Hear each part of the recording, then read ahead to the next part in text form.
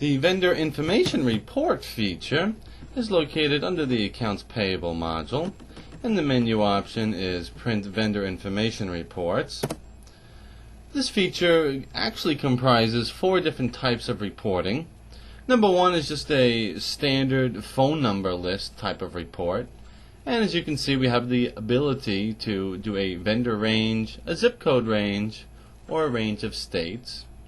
We're going to accept the defaults and click Print.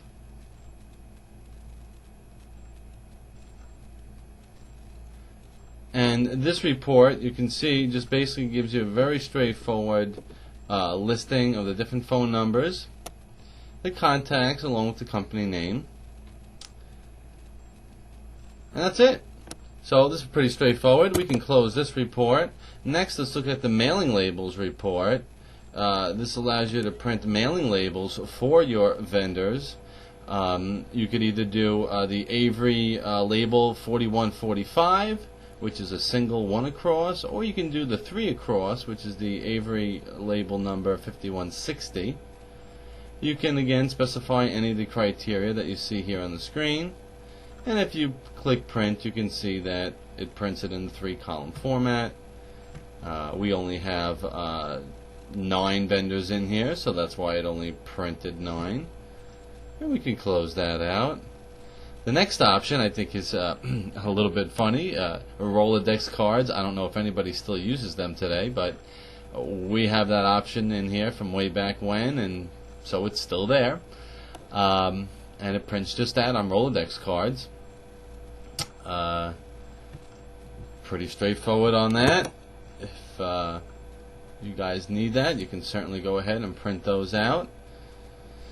And lastly, we have a general information report, which really should be called a 1099 supplemental report.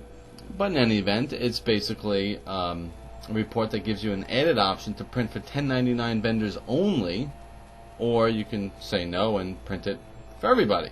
I'm going to say no so that we can see all the vendors on this report. And it shows you the vendor, the address, any month-to-date, year-to-date purchases, along with the previous year-to-date purchases, and then the 1099 status.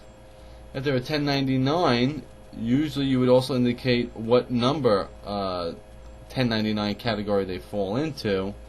In this case, it shows you number 3 for this particular vendor, and for this guy it doesn't show any. That means none was selected. And to get a better handle on what that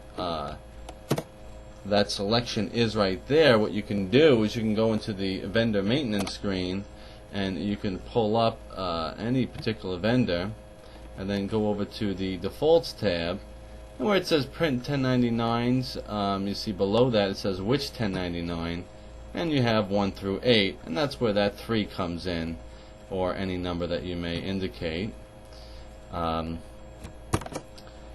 And when you're done with this report, you can just go ahead and close it out.